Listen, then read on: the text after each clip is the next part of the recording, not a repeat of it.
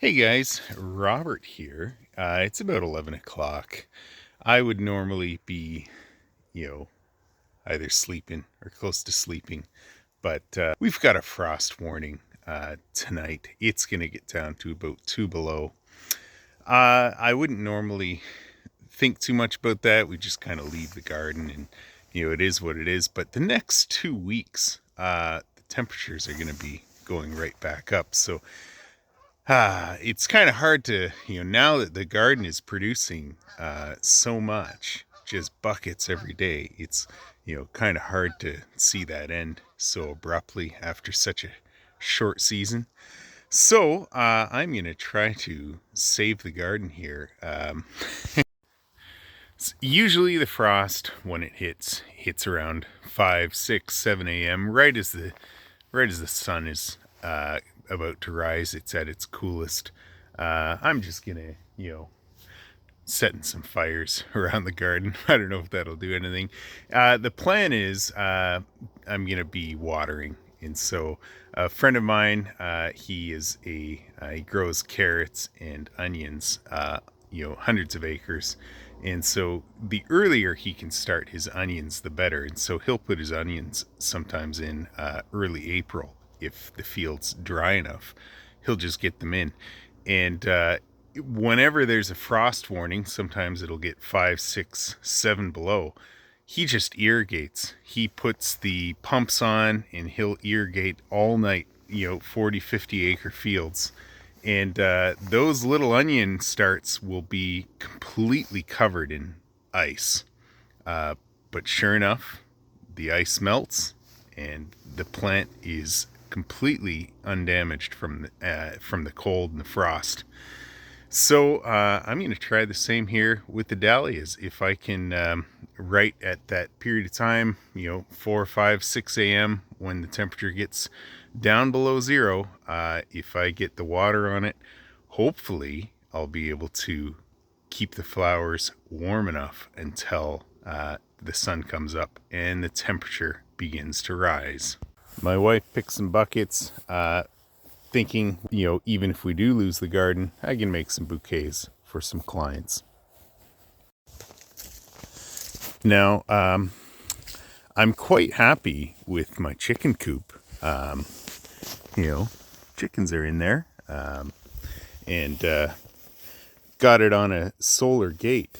But I have a feeling, I think these are leghorns or maybe they're blue azures. What the heck are you doing? Get in the coop. You're going to get eaten by a raccoon.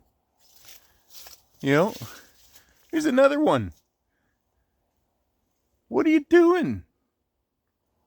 Why are you in a tree? You're going to get eaten. Bird brain.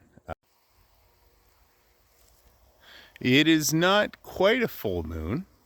It's almost there. I am just giving the garden a light spritz just before I try to get a few hours of sleep. Still have a lot of blooms out here. Really nice blooms. So it would be a shame if we lost them all. Typically our killer frost is towards the end of October. So to have a killer frost early October, it happens central Ontario, so that's about an hour north. They've already had their killer frost, and northern Ontario had a killer frost, parts of northern Ontario back in August, so that's a very early killer frost. But anyway, time will tell if I'm wasting my time or not. A couple nights ago, the daytime high was about 32, and it was close to 20 at night. And of course, the bees were just bearding. Now, no bees to be found. They know they can't be out in the front of there. Still hear them. They've really propolized that nicely. It's about midnight. I've done all I can for now. I gave everything a good soaking. Hopefully that does it. Um, I'll wake up, 3 or 4 hours, see what the temperature is, see how things are going. Is it iced over? Have I lost the garden? If it dies, it dies. I'm roofing tomorrow. I need to get some sleep. It is coming up on 7:30. We did get the frost. I actually came out to see. I figured out why all those other chickens are locked up, but those tree chickens, they're free to roam around at their will. Everyone else is stuck in the coop. Anyway, I've been out here since 4:30. The hose was actually frozen when I got out, so it wasn't supposed to be, but that's how it works. You can't put so much faith in the Weather Network's forecast, even though all they do, they're just guessing. But it's hard to say it this way. I think I saved the plants. I've just been throwing water on them for hours. We shall see. They will be protected under a frosty layer. It's hovering around, it got down to -3, but I think they're still alive. I don't, it's hard to say at this stage. Let's see here. Oh, I can tell you, I don't think that bee is alive. Well, earlier in this video, it was Wednesday evening, I guess Thursday morning as well. And I had to work Thursday and Friday, working on a roof. And so I didn't get home until it was dark already.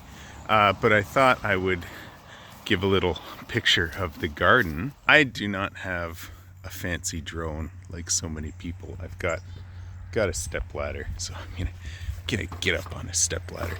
Maybe I could throw my phone. That would give a good view of the garden, its glory here.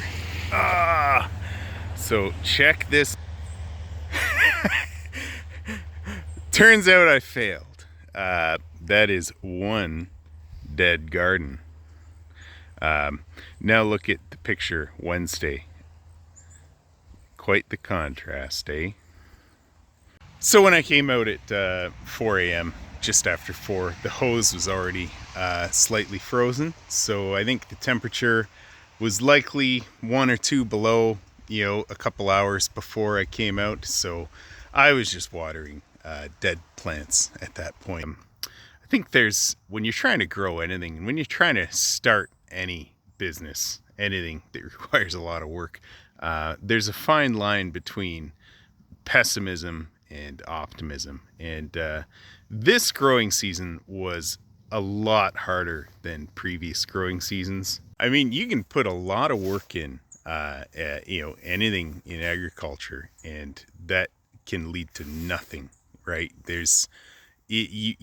I think you really kind of have to be crazy to a certain extent to think that this is a good business idea. It's a terrible business.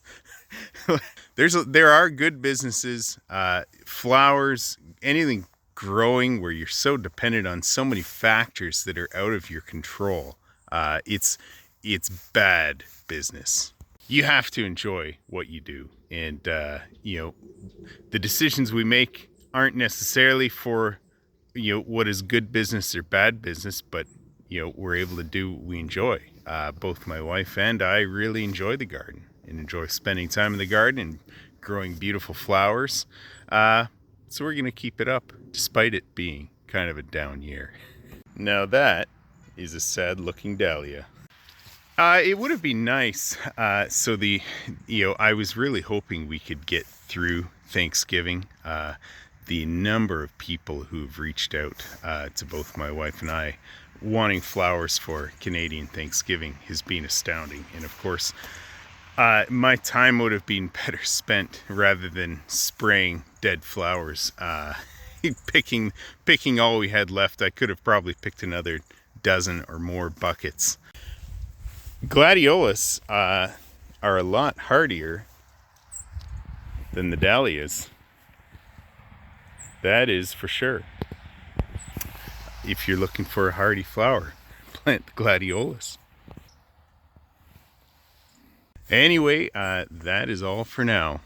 Hope you guys, if you're in Canada, have a wonderful Thanksgiving weekend, and talk to you soon.